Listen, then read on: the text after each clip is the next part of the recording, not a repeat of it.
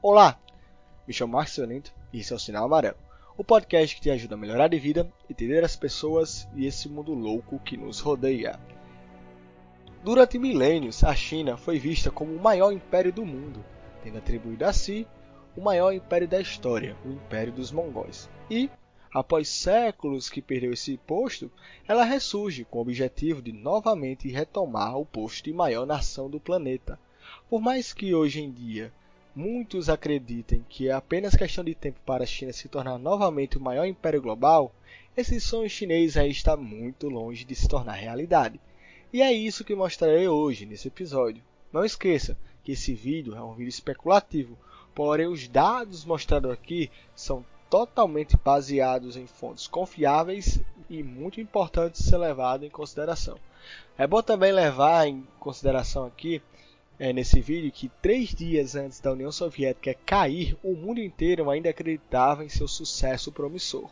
A União Soviética era um exemplo que muitos deveriam seguir, demonstrando após sua queda como os dados expostos por aquele governo eram extremamente falsos com fins de manipular a opinião dos outros países, escondendo um cenário muito diferente do que era vendido pela mídia da época para todo o mundo.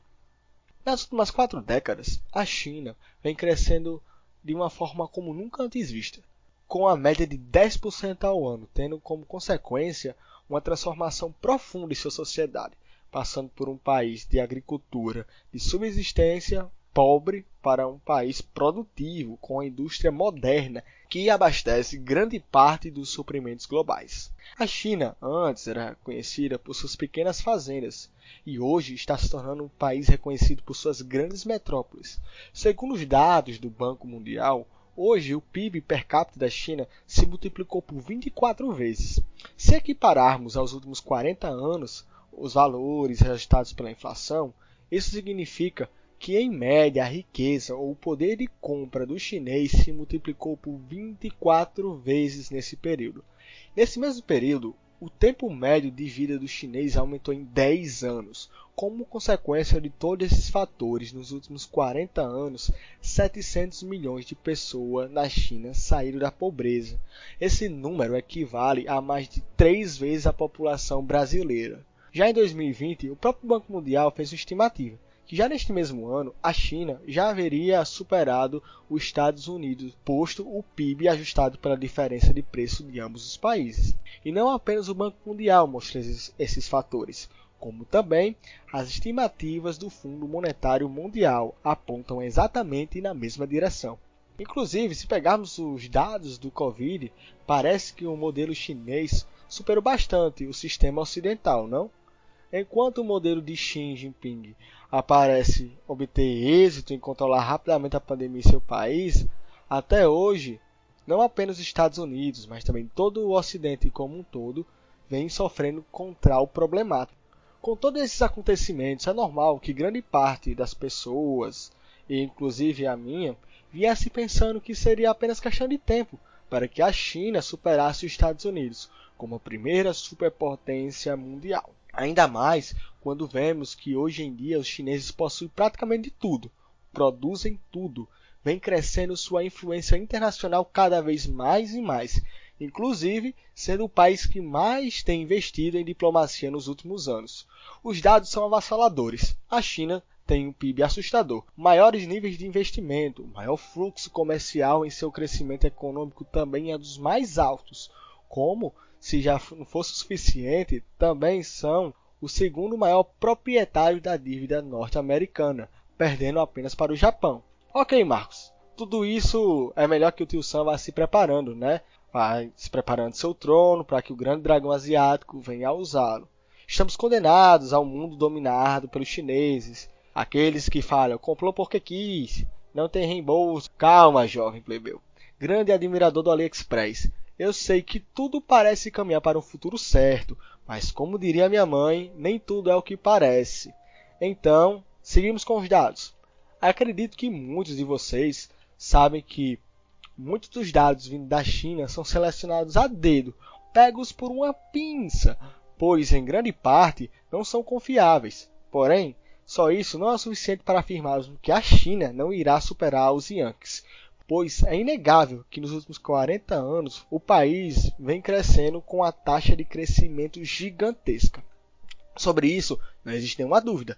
Basta ver o crescimento de seus grandes centros comerciais, junto ao imparável crescimento da classe média que apenas vem aumentando em seu país. E claro, não podemos esquecer da crescente existência de novas empresas chinesas. Afinal, quem aí nunca comprou no Alibaba, na Shopee, usou ou conhece alguém que usa o celular da Xiaomi, ou já jogou um jogo da Tencent, como LoL, Crossfire, PUBG, dentre outros? De fato, a China vem crescendo e expandindo seus tentáculos por todo o mundo. Porém, um ponto muito importante aqui é que apesar de tudo isso, os Estados Unidos ainda continua sendo muitíssimo mais rico que os chineses. E pior, que essa riqueza vem crescendo cada dia mais. Calma aí. Então tu está me afirmando que mesmo com o PIB chinês crescendo mais do que o norte-americano, ainda assim os estadunidenses vêm ficando mais ricos do que os chineses? Pois é, meu jovem. O problema aqui começa no PIB. O PIB é um indicador bruto. Por isso, com ele não é possível indicar níveis de custo, geração de riqueza real, nem tampouco a imagem se um país tem ou não capacidade de se converter em uma grande potência. Dentro do cálculo do PIB está incluso, por exemplo, gastos públicos, que quanto maior for, impulsionará ainda mais o PIB para cima. E cá entre nós, não é porque eu gasto mais que eu fico mais rico. Seria diferente. Quer um exemplo porque os Estados Unidos vem ficando cada vez mais rico do que a China nos últimos anos? Desde o ano 2020 até hoje, o número do crescimento de bilionários na China em comparação com os Estados Unidos foi de 0,5 ponto para os chineses e de 10 vezes mais para os americanos. Isso quer dizer que a população americana vem ficando cada vez mais rica em comparação com a chinesa. Se pegarmos todo esse período, sendo hoje quase 9% dos americanos tendo pelo menos um patrimônio acima de $1 milhão, isso quer dizer que a população americana vem ficando cada vez mais rica em comparação à chinesa, se pegarmos todo esse período. Sendo hoje quase 9% dos americanos detentores de pelo menos um patrimônio acima de $1 milhão. Segundo dados do Credit Suisse de 2011, até a data de hoje que escrevo esse roteiro, a riqueza real entre a população americana e a chinesa se ampliou em mais de $12 bilhões. Riqueza real é o tipo de riqueza no qual não está atrelada a nenhuma dívida ou qualquer outro comprometimento, um patrimônio já consolidado como o seu. Um exemplo disso seria que grande parte da riqueza hoje expressa pelos dados do PIB se vem de aquisição de dívidas como casas, parcelamentos de carros, imóveis, ou seja, não são bens consolidados. Logo então, eles ainda não são daquela pessoa, e sim do banco. Porém, esses bens, como ainda não foram pagos, não pertencem de fato àquele cidadão, sendo assim algo ainda especulativo, pois uma vez que ainda não foi pago, não se é certo que o atual proprietário realmente seja produtor de riqueza suficiente para deter aquele bem. Então, tome isso a um espectro populacional. Então terá a riqueza real de um país. Em outras palavras, os americanos, de forma geral, mesmo sendo a população mais endividada do mundo, ainda assim mais tem do que deve em relação à população chinesa, que de nada tem, pois muitas das coisas que pertencem a elas, na verdade, pertencem ao Partido Chinês, que muito deve por criar um país baseado em economia lastreada em dívida. Espera aí, como é que pode isso acontecer? Afinal, não é a China a fabricante do mundo? Lá tudo ela produz? Como é que eles não vêm vencendo essa corrida? Sim, meu amigo, lá é a fábrica do mundo, porém é a fábrica muito ineficiente. Por mais que produza muito, por isso o seu PIB é alto, também gasta muito em sua produção. Basicamente, a economia chinesa é grande, porém incrivelmente ineficiente. Não me refiro ao salário dos colaboradores, mas sim em seus inputs de produção, como energia, água, matérias-primas e principalmente número de trabalhadores necessário para cumprir uma tarefa. Sem esquecer que uma parte importante da economia chinesa é a de gastar. Gastar para satisfazer as necessidades básicas de grande parte de sua população de 1,4 bilhões de habitantes e, claro, do próprio governo. Então aqui voltamos para o problema do PIB, que mede razoavelmente bem os níveis de produção de riqueza, porém não considera os níveis de gastos de um país, sendo justamente onde fica e mora a pegadinha do malandro. O exemplo disso seria a Índia, sendo um país com o quinto maior PIB do mundo. Ainda assim, tem grande parte de sua população sendo pobre, vivendo na miséria. Sei que você está se perguntando, por que diabos a economia chinesa é ineficiente? Basicamente, o crescimento chinês pode ser explicado quase que exclusivamente pelo crescimento dos recursos produtivos. Entre 90% e 97% do crescimento chinês está vinculado à implementação de mais trabalhadores nas empresas. Isso é, mesmo que sua empresa não precise de um funcionário, o PCC vai te obrigar a empurrar mais e mais chineses para dentro dela, da sua fábrica. Então, te obrigando a não ter um ganho produtivo, colocando uma máquina para produzir, por exemplo, e sim te empurrando mais um funcionário, mantendo-se assim uma estagnação produtiva enorme, levando assim com que apenas 3% do valor dos recursos produtivos sejam realmente direcionados para investimentos com real crescimento econômico. Imagine duas empresas com a mesma produção. Porém, a primeira empresa precisa de uma máquina e um funcionário para fazer tal função, enquanto a segunda empresa necessita de duas máquinas e duas pessoas para fazer tal função. O que acontece aqui? Que a primeira fábrica, obviamente, é mais eficiente, faz mais com menos, mais produtiva, tendo no fim mais capital sobrando para investir em outras coisas, seja para aumentar a sua produtividade ou até mesmo aplicar capital em outros negócios, gerando assim mais emprego de real demanda e, no fim, mais riqueza. Para manter a produtividade econômica, o governo chinês teve que intervir, investindo uma enorme quantidade de dinheiro, impulsionando assim ainda mais sua dívida. Olha o gráfico. De 2007 até 2017, a dívida financeira da China se multiplicou por 4. Isso quer dizer que essa injeção monetária foi a maior feita do que qualquer outro país já fez. Esses valores investidos já somam níveis acima de grande média de economia de países gigantes. Tal ação justifica notícias como o da Evergrande sendo uma empresa com uma das maiores dívidas do mundo entrando no calote. Claro, você já sabe toda essa história. E caso não saiba e queira entender melhor, deixo aqui acima esse link para o nosso vídeo no qual explicamos a crise da Evergrande, tá certo? E lá você vai conseguir entender como ela se originou desde 2007, e explicamos tudo bem direitinho. Dá uma olhadinha lá, tá certo? Então, tal calote vindo dessa empresa que já aconteceu, mostra o tamanho da encrenca que a economia chinesa está enrolada atualmente. Se a maior empresa do setor está falindo, quanto mais as outras. Tendo, então, o mercado imobiliário chinês fraco, fica óbvio o quanto a economia do país está desacelerando.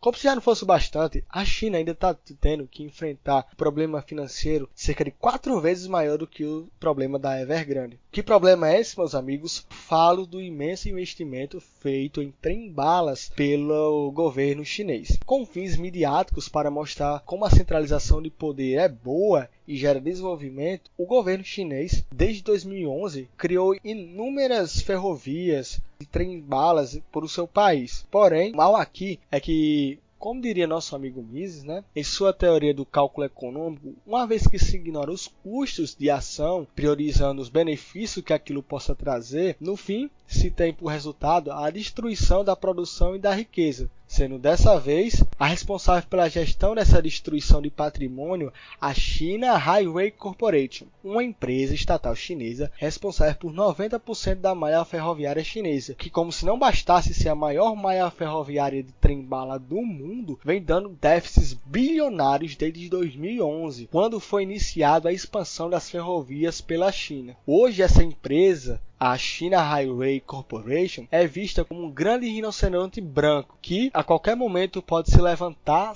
sair correndo e destruindo toda a economia do país. Mesmo também atolados em dívidas, tem ainda assim sua economia mais eficiente, tendo suas empresas como as mais competitivas do mundo, tendo no final o seu nível de produtividade individual não apenas crescendo ano após ano, mas também criando um diferencial gigantesco frente à produtividade chinesa. Tendo em vista também que os custos no qual o governo tem com segurança, saúde, em comparação aos dois países, os americanos ganham de lavada, por ter um governo que atua menos nesses setores em relação ao governo chinês. Isso significa que a produção chinesa sendo menos eficiente, ainda tem que suprir a necessidade de uma população muito maior, tendo que dar de comer e vestir a um número muito maior de pessoas, tendo assim mais parte de seus recursos sendo direcionados para gastos do que para investimentos. Ou seja, por mais que a China tenha crescido como cresceu, mais até que o tio Sam, os Estados Unidos também vieram crescendo, porém de forma bem mais eficiente quando comparado ao grande asiático. Então aqui chegamos a um ponto. Não se trata de quem cresce mais, mas sim de quem é mais rico. E esse quesito os norte-americanos ganham de lavada. Mas espere um pouco. Segundo um cálculo do Banco Mundial, os recursos humanos, ou seja, a formação, as habilidades, as experiências que uma pessoa tem, é responsável pela geração de metade da riqueza dos países em média, sendo esse número representado mais de 80% dos países desenvolvidos. E esse é precisamente um dos pontos mais fortes dos Estados Unidos. Na China, um pouco mais de 10% da sua população possui um diploma, sendo esse número acima de 44% na população norte-americana. Somando a isso, os norte-americanos também têm as melhores universidades do mundo, sendo a China nem estando em muitas pesquisas de ranking universitário, por não ser possível uma avaliação confiável das suas universidades para entrar nesse ranking. Porém, o Center for World University Rankings, que é um órgão mundial responsável pela avaliação de universidades em espectro global, avaliou-se que a melhor universidade chinesa está no posto de 58. No entanto, os Estados Unidos têm 29 das 50 melhores universidades do mundo. E isso não é exclusividade apenas dos rankings universitários. Ano após ano, a China perde milhares de mentes brilhantes para os norte-americanos. Sendo essas mentes brilhantes, esses jovens cientistas, engenheiros, empresários. Já viu, os Estados Unidos, a contraponto, recebem em média 1 milhão de trabalhadores estrangeiros por ano. Dentre eles, milhares de engenheiros, cientistas, empresários e muitos vindo inclusive da China. E claro, também do Brasil. Um dado muito importante que não é dito é que a cada $1 importado para a China, 55 centavos são bens vindos dos Estados Unidos. Produtos esses tecnológicos, no qual, por ter um mercado com maior qualidade, apenas os Estados Unidos podem produzir. Produtos esses que em sua grande parte são de tecnologias de ponta, ou seja, de difícil cópia para os chineses. Sem esquecer que no último ano, Xi Jinping adotou uma política de perseguição às empresas chinesas de tecnologia, o que impede ainda mais que as empresas chinesas ganhem essa corrida frente às gigantescas americanas. Isso apenas é mais um dos vários agravantes que a China tem, o qual aumenta ainda mais sua ineficiência de mercado, de economia. Sem esquecer de toda a sua corrupção que existe dentro do Partido Comunista Chinês, que não é pouca não, viu?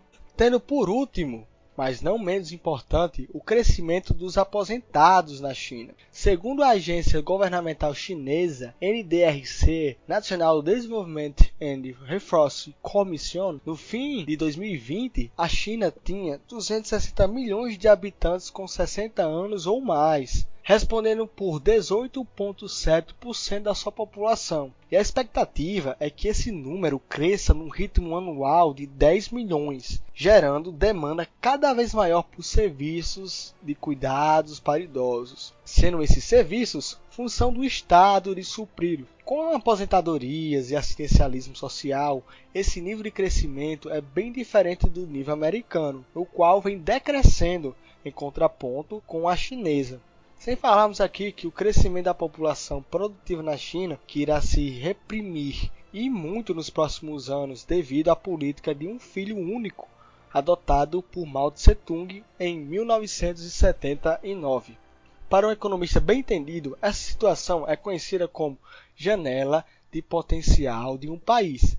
Essa janela é o período no qual a população de um país tem sua maior parte populacional na base produtiva, ou seja, sua maior parte populacional é formada por jovens, e essa janela dura em média de 40 a 70 anos, sendo esse período, essa janela, o tempo crucial para que os países tentem desenvolver o máximo possível sua economia para que, em seu momento de fechamento de janela, ele possa se manter com um bom nível de qualidade de vida, baseando no que já foi produzido durante o período de fartura, vamos dizer, anteriormente existente.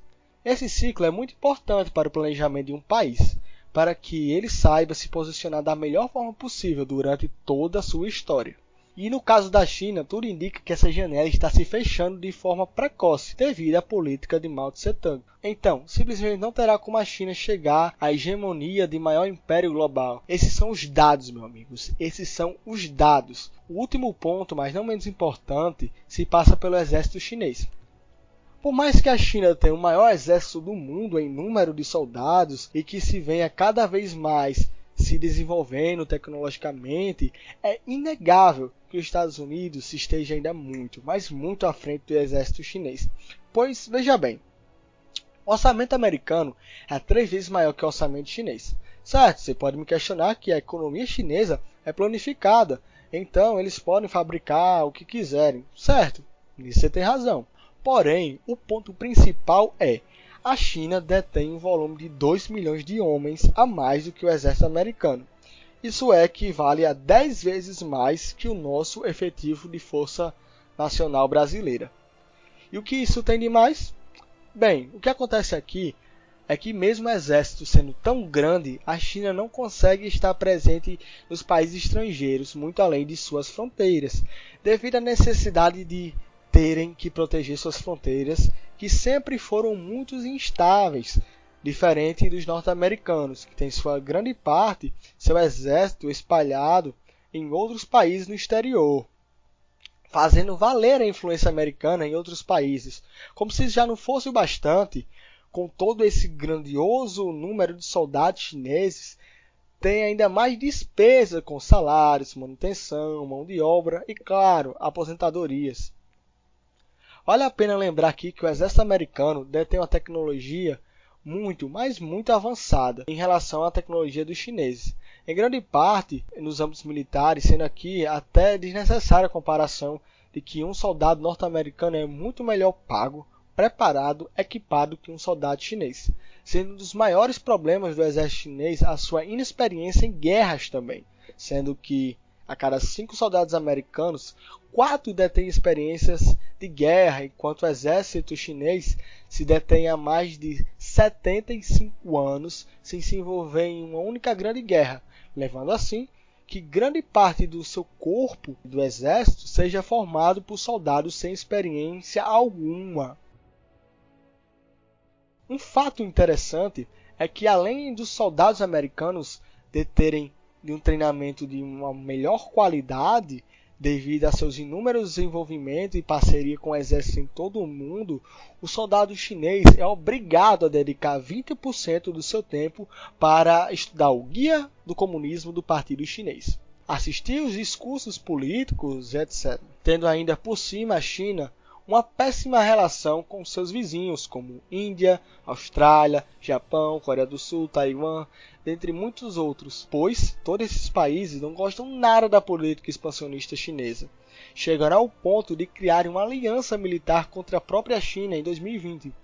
Aliança essa com que o nome foi dado de Quad, justamente após o mundo sofrer muito com o vírus, no qual não pode ser mencionado, fazendo assim crescer ainda mais o alerta da necessidade de menor dependência que o mundo deve ter em relação à produção chinesa, mostrando assim como diplomaticamente os Estados Unidos também está à frente, por conseguir influenciar os principais países econômicos do mundo. Caso esse vídeo bata 100 likes, eu volto aqui e faço um especial explicando a geopolítica envolvendo as fronteiras chinesas, explicando a importância de Taiwan, não apenas economicamente, mas principalmente geopoliticamente, explorando toda a região chinesa e como é que o PCC se dá com seus vizinhos em sua grande parte, todos os conflitos na região. Pois bem, são inegáveis os crescimentos e a ameaça que a China traz aos Estados Unidos e à economia de muitos outros países por todo o mundo. Porém, espero que com esse vídeo tenha ficado claro os entraves que a China tem que enfrentar para se tornar a maior potência hegemônica global. Por hoje é isso, eu agradeço demais quem ficou até aqui. É de extrema importância o like do apoio, tá certo? Comenta aí, cara, para ajudar o engajamento desse vídeo, que deu trabalho para fazer. Agradeço demais a cada um de vocês que nos seguem. É muito gratificante saber que nossa mensagem já está sendo ouvida por tanta gente. Caso queira que a gente traga aqui mais vídeos assim, ajude no crescimento do canal, compartilhe com seus amigos, nos grupos, essa informação, caso tenha gostado, pois cada vez mais o canal vai crescer. E crescendo assim, né, vai incentivar a gente a voltar aqui a fazer mais conteúdo como esse. Busque ser uma pessoa melhor e lembre-se, melhorar nunca é demais. Somente você saberá determinar seu limite. Isso é de extrema importância para seu eu pessoal. Um forte abraço, fiquem com Deus e até o próximo vídeo.